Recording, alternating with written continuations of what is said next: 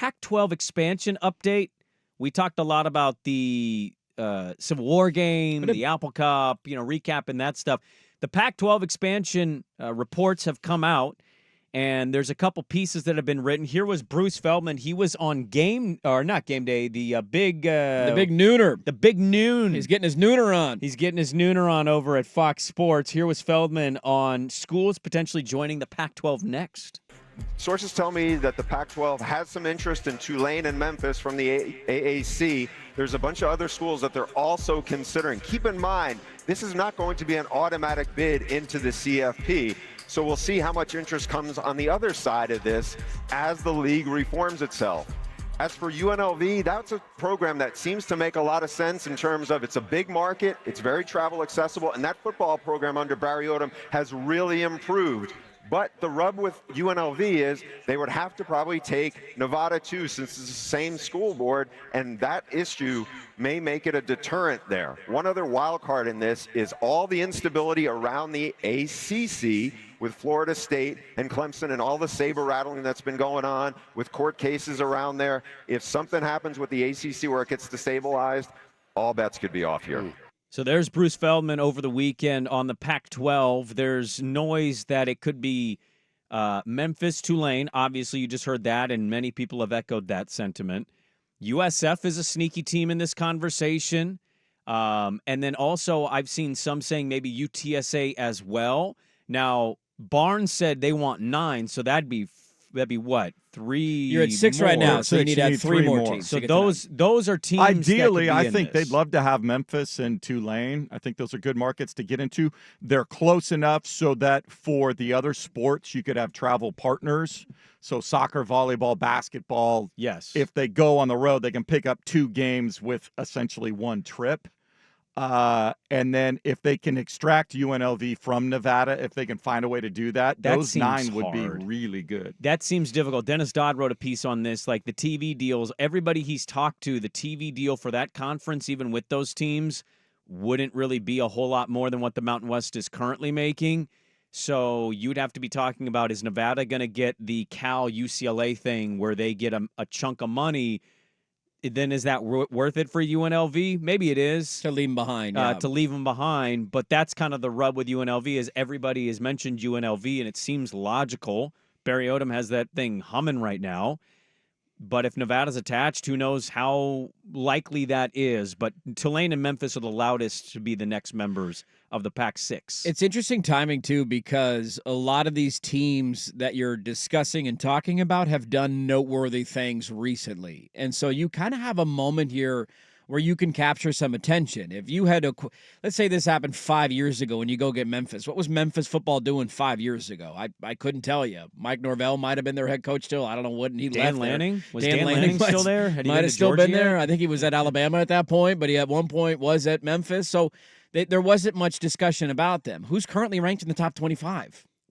Memphis. I actually don't know who's in the top 25. Well, Memphis is. Memphis is in go. the back end of the top 25. All UNLV, who, again, maybe not likely because of the Nevada problem, they're ranked for the first time in the history of their program. They look really good. Never been ranked in the top 25, and they snuck in the back end at number 25. And Tulane is a team who, what was it, 2 years ago that they beat USC in the Cotton Bowl? They played Caleb Williams. It was Caleb. It was the year they lost in the Pac-12 title game. That's right. They went and played in the So 2 years ago, you were in a New Year's Six game and you won it. And so all of these teams have done something recently that has gotten them attention or discussion around the entire sport.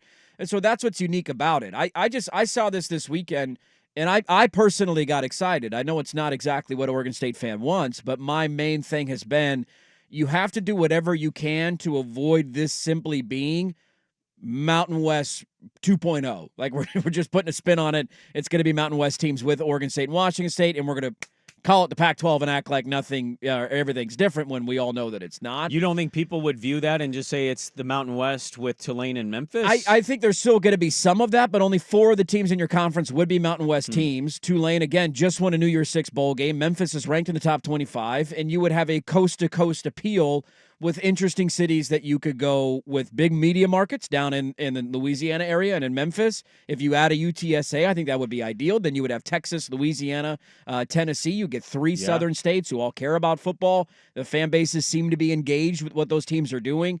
To me, that's much better and more interesting for the general college football fan than it is saying, okay, you know what, we're worried about travel or worried about those are too far away or we can't buy them out, so we're just going to add Air Force. You know, who else didn't you get? New Mexico and Nevada, and we'll call it a day, and that's our conference. Well, and the other part of that is, too, it's what's going to happen in the ACC. That's continued to be the biggest noise for Oregon State, Washington State with this conference realignment future stuff is just, does the conference completely crumble? Do you kind of form a mega conference with them if they lose? Yeah, merge. Florida State, Clemson. The biggest wild card, I think, in the ACC, I know locally it's for everybody. It's like Cal, Stanford. We got to get them back. Okay. That doesn't do a whole lot for me personally. I don't think they're very good programs. Stanford has been terrible for a while now. What does Miami do? Clemson and Florida State, you've heard the noise on the Big 12. Does the Big 12 also say to keep things in a pocket for our Midwestern teams, let's throw Miami a bone as well? Because the Big Ten and the SEC, reportedly, the SEC has no interest in Miami. They have Florida already. Yep. They don't want to do that. The Big Ten doesn't seem particularly keen on bringing in the Hurricanes. I don't know what would happen to Miami there. Could you convince Miami to be the lead dog of the ACC Pac-12? There's so much uncertainty with all of this stuff. There is. That some of it's just really hard to project. If the ACC dissolves, what happens with Notre Dame's? Their football's going to be independent, but what happens with all their other sports? Well, but it doesn't dissolve. I don't think the ACC is going to dissolve. They got too many teams. The Mountain West has not dissolved. They just lost their biggest No, four I understand members. that, but if the ACC loses or gets massively reconfigured, is there a clause in the deal with Notre Dame that allows them to get out? I'm sure there probably is for them, yeah. And maybe they just do their independent thing fully and just schedule 12 games, or maybe they go join the Big Ten, which is where they should have always been in the first place. Well, the pseudo-Big Ten. I don't think they're ever going to join a conference. Yeah, and they probably won't. We'll see if they get pissed off about not being able to get a first-round bye in the college football playoff as the years go on. They got to get there first, but that's neither here nor there. The funny part about this, too, is whenever we talk conference realignment, like what the Big 12 desperately needs is a national championship contender. They don't have that. They have good programs. Oklahoma State's been good. Utah's been good, right? Go down the list. There's good teams in that conference. Is anybody putting any money on anybody from the Big 12 to win a national championship this year? Is there a threat from that conference to go on a run and win a national title? Likely not. Now, things can change, but likely not. Okay, sorry to interrupt you there. I tend to agree with the theory. How many teams in the Big Ten and the SEC are you legitimately thinking are going to win the national championship? Well, Michigan just won one last year. Okay, but I'm talking about this year. Sure. Here, my larger point, though, is that we are so caught in the moment with these discussions that you never know what program you're getting. So the Big Ten just went out and added a team that played for a national championship last year. Mm-hmm. Washington was in the national title. Yeah. How long? To Jed Fish later, by the way. How long until Washington is in a national title again? How would you take the over-under of 5.5 years, right? I don't know. I don't know how long he's going to be there. I don't know where the program's going to be in 2 years. Yes. So that's the funny part about all these moves that you mentioned Miami or Florida State a year ago. You would have said, this is great. We got an undefeated team. How do you feel about taking Florida State right now? Miami will – Cristobal doesn't seem like he's leaving for anything else. No, he does not. That seems like his lifelong job, and he's built a ton of talent there. Yes. It seems like they're the best bet to be potentially a national title contender in the short term, but then you're giving a lot of faith to Mario Cristobal. That's just the funny thing to me about conference realignment is that we're caught in the moment of what is this team right now. Yes. Like Kalen DeBoer had a huge hand in Washington turning down that TV deal and going to the Big Ten last year. He said, no, we can't be streaming only. And then 6 months later, the dude bolts and he's not even there anymore. And so you can't be caught in the moment when you make the decision. You have to think of the bigger picture and what programs can be. Ultimately, in the now, just Tulane, Memphis, or do we get a third team the way Barnes has said they want 9? And who was your prediction for a third team? Is it UTSA? That would be my dream. Or is it UNLV? If it's a quick decision, if they want to do something before this college football season is over, then probably UTSA. If they think, if UNLV is indicating to them through back channels that, hey, there's a way to do this, but we have to navigate some politics, it might take a little bit, then maybe you let them see how far they can get down the road, and you say, okay, but we got to know by January 1st or March 1st if you think you can pull it off or not. My dream would be Memphis, Tulane, and UTSA. And then wait to figure out what you have with UNLV. And if they want to add, then you rename it the Pac-10, and you got 10 teams.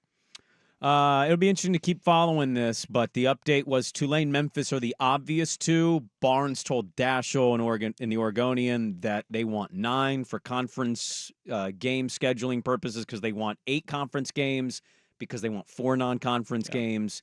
They obviously want to make money playing some of these, power 3, 4 opponents on the road and whatnot. So we'll have to wait and see. But the noise right now for the Pac-12 expansion is Tulane and Memphis for now. Maybe a third team will be thrown in there as well.